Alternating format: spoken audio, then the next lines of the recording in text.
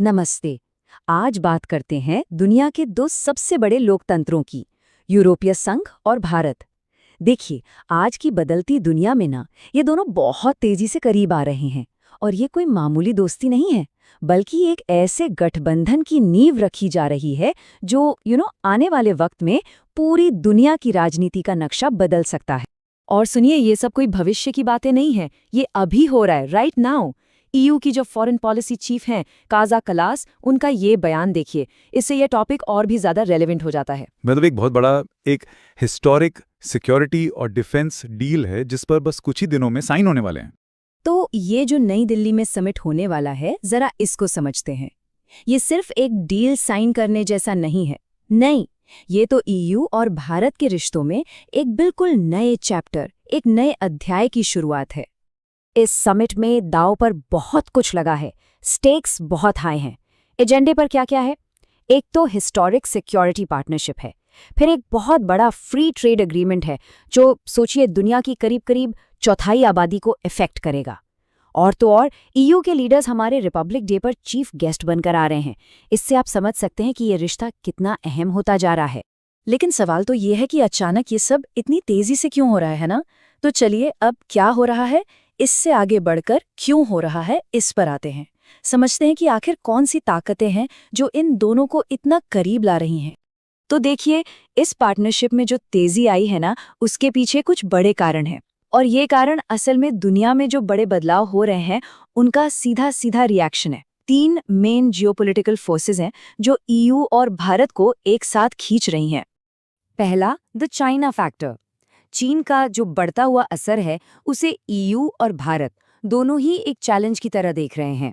दूसरा है American question, मतलब अमेरिका की फॉरेन पॉलिसी को लेकर जो अनसर्टेनिटी है उसकी वजह से दोनों ही नए पार्टनर्स ढूंढ रहे हैं।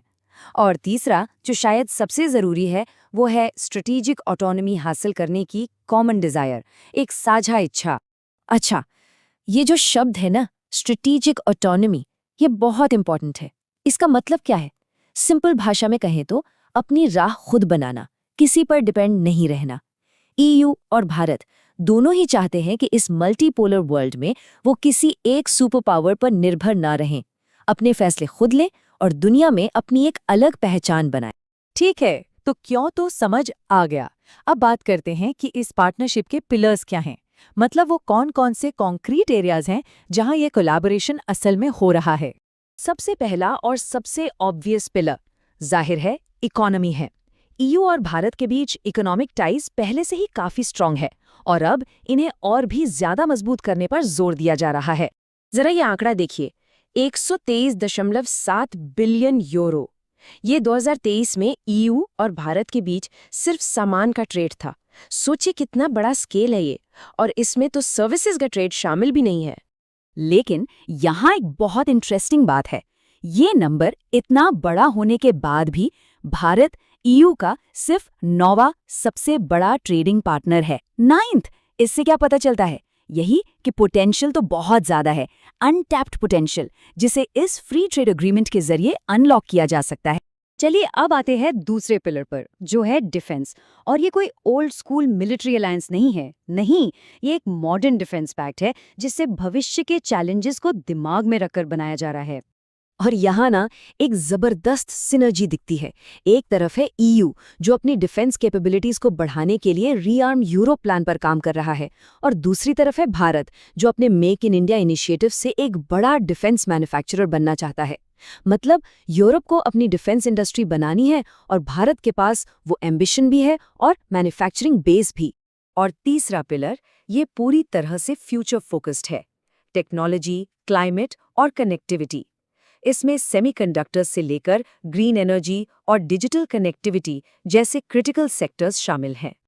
ये लिस्ट देखिए, इससे पता चलता है कि ये पार्टनरशिप कितनी वाइड और फ्यूचरिस्टिक है। Semiconductors, 6G, AI, green hydrogen और वो एम्बिशियस IMX कॉरिडोर, इन सब पर मिलके काम करके ईयू और भारत असल में फ्यूचर इकोनॉमी की फाउंडेशन रख रहे हैं। हाँ, लेकिन ये समझना भी जरूरी है कि ये रास्ता एकदम स्मूथ नहीं है। मतलब इतनी मोमेंटम के बावजूद दोनों के बीच कुछ बड़ी चुनौतियां और डिसएग्रीमेंट्स भी हैं।